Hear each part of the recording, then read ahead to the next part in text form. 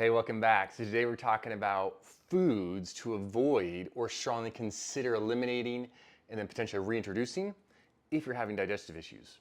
And this could be everything from acid reflux to IBS to SIBO, that is small intestinal bacterial overgrowth, even inflammatory bowel disease like ulcerative colitis, Crohn's disease, or maybe it's just I got a lot of gas, got a lot of bloating. I feel like I'm 7 months pregnant all the time. Maybe you're constipated. Maybe it's gallbladder issues. Now, a lot of these foods that I'm going to go through are otherwise wholesome, healthy foods for a lot of people. But for many, they're a problem.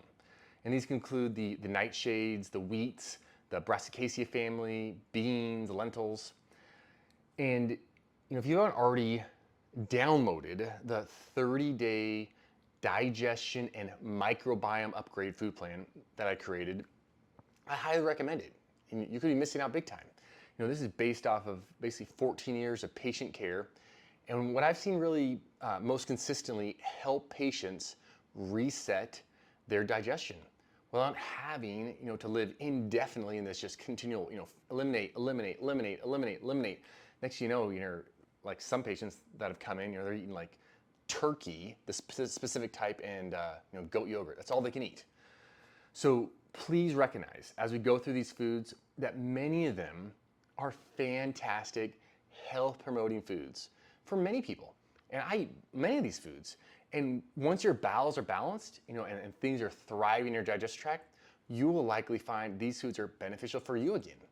But in the meantime, they could be a problem. So let's dive in here. Number one is the nightshade foods. Now the nightshades include things like tomatoes, peppers, eggplant, potatoes, those white potatoes, Yukons.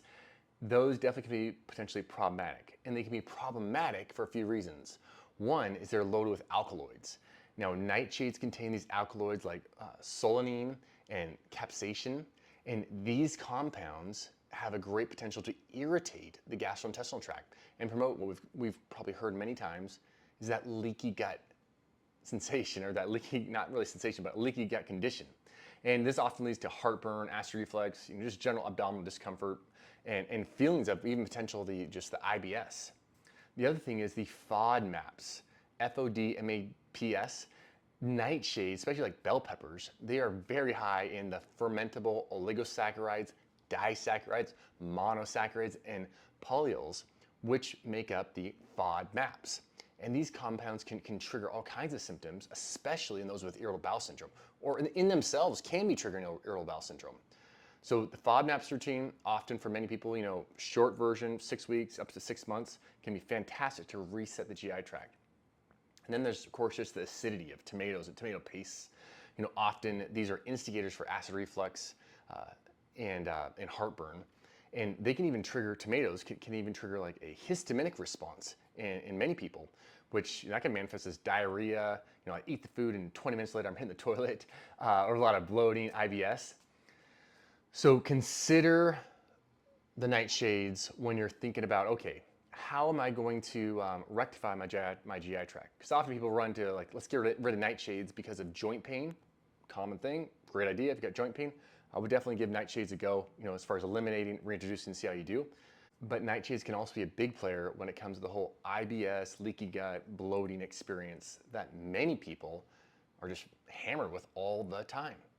All right, next up, let's talk about vegetables.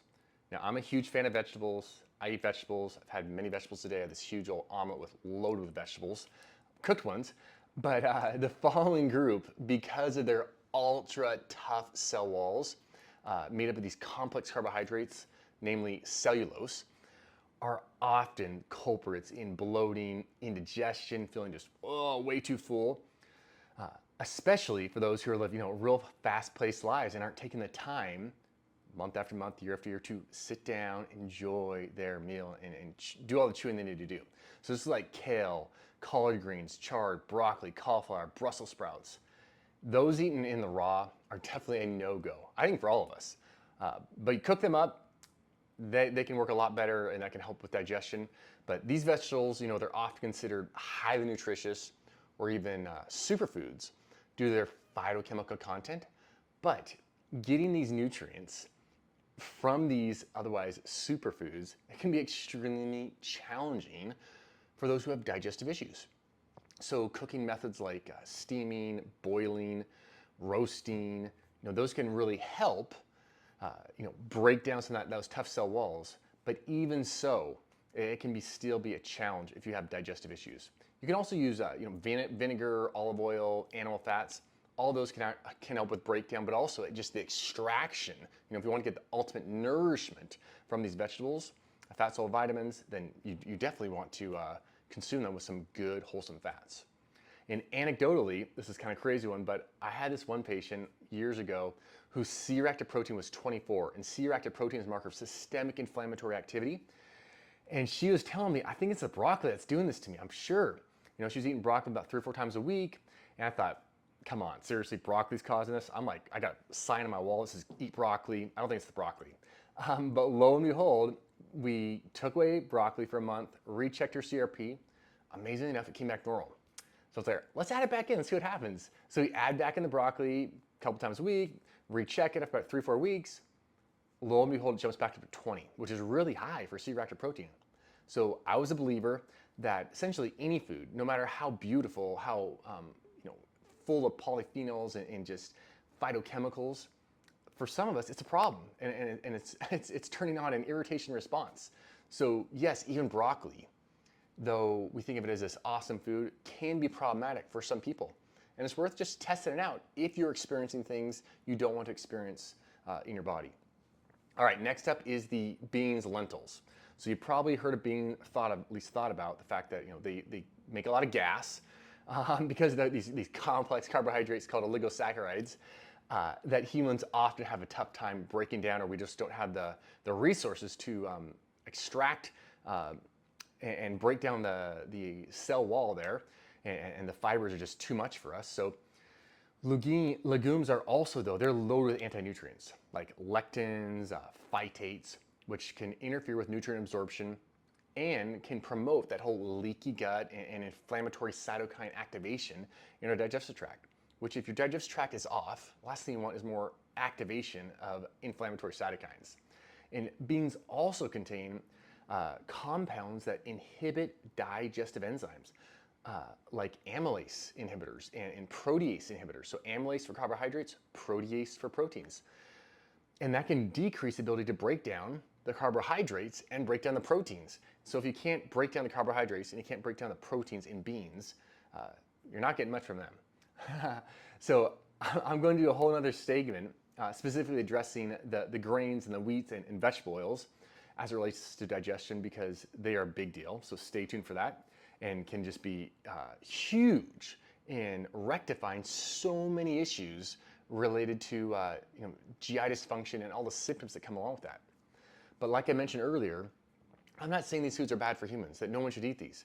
I'm saying many people have significant challenges because of the aforementioned foods and the constituents and how the body receives them, and potentially how those foods affect the breakdown of carbohydrates, affect the breakdown of proteins, potentially can lead to excess fermentation and gas buildup. And that is most prominent in those that without a good life rhythm, who are extra stress, a lot of tension, just coming. So like I mentioned before in a previous video, you gotta get that life rhythm. Life rhythm is the bottom line when it comes to digestive health.